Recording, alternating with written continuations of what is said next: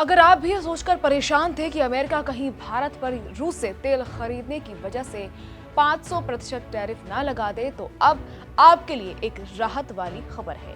कुछ दिन पहले तक जिस 500% टैरिफ की चर्चा पूरी दुनिया में हो रही थी, अब उसी पर बड़ा अपडेट सामने आया है। अमेरिका में पेश किए गए नए बिल में इस टैरिफ को 500% से घटाकर 100% कर दिया गया।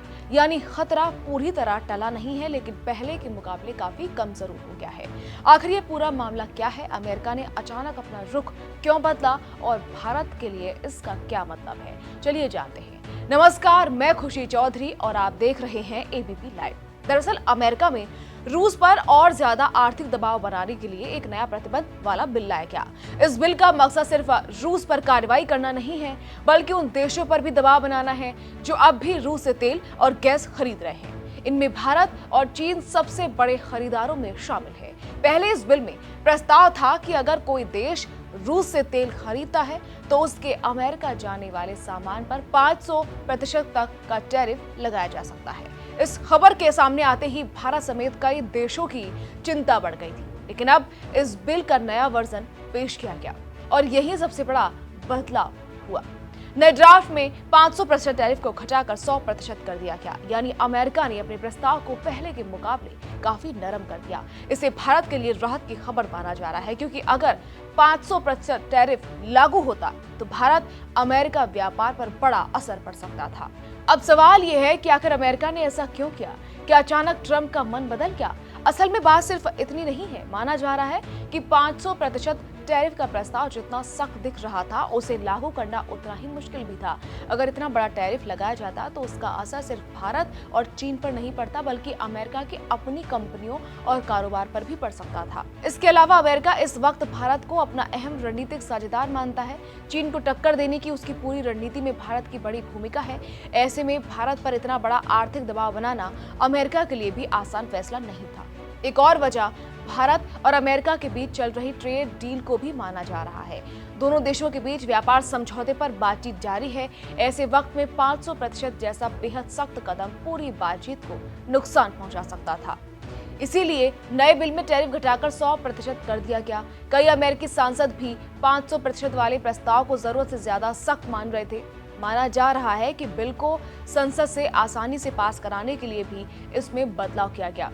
कुछ जानकार इसे डोनाल्ड ट्रंप की पुरानी रणनीति भी बता रहे हैं। ट्रंप अक्सर पहले बहुत बड़ा दबाव बनाते हैं और फिर थोड़ा पीछे हटकर बातचीत की गुंजाइश छोड़ते हैं। ये बिल सबसे पहले रिपब्लिकन सीनेटर लिंडसे ग्राहम और डेमोक्रेट सीनेटर रिचर्ड ब्लूमेंथल लेकर आए थे। उनका कहना है कि अगर भारत, चीन और दूसरे बड़े देश रूस से तेल खरीदना कम कर दें तो रूस की कमाई पर सीधा असर पड़ेगा और यूक्रेन युद्ध को लेकर उस पर आर्थिक दबाव बढ़ेगा।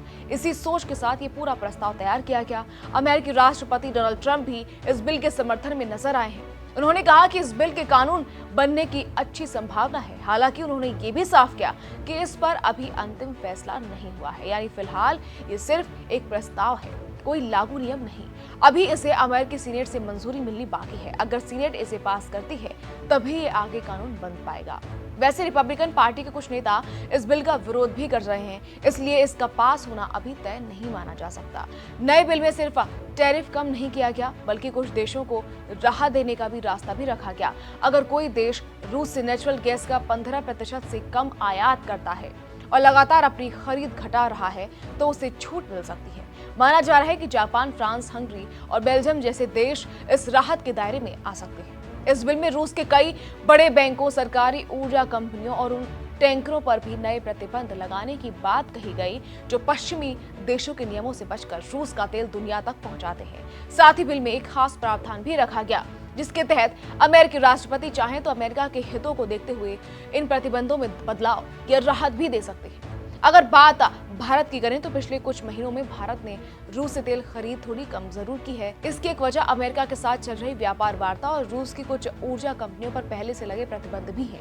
लेकिन इसके बावजूद भारत अब भी रूस से सबसे ज्यादा तेल खरीदने वाले देशों में शामिल है। चीन, भारत, स्लोवाकिया, हंगरी और अजरबैजान रूस के सबसे बड़े कच्चा तेल खरीदार माने जाते हैं। फिलहाल सबसे बड़ी बात यही है कि 500% टैरिफ का खतरा पहले जितना बड़ा दिख रहा था अब उतना नहीं रहा, लेकिन मामला अभी खत्म नहीं हुआ है। ये बिल अभी भी अमेरिकी संसद की प्रक्रिया में है और उसमें आगे भी बदलाव हो सकते हैं। इसलिए भारत की नजर अब सीनेट की अगली कार्रवाई पर होगी। अगर बिल मौजूदा रूप में पास होता है तो भारत के लिए ये राहत की बात होगी, लेकिन अगर इसमें फिर कोई बड़ा बदलाव हुआ तो तस्वीर एक बार फिर बदल सकती है।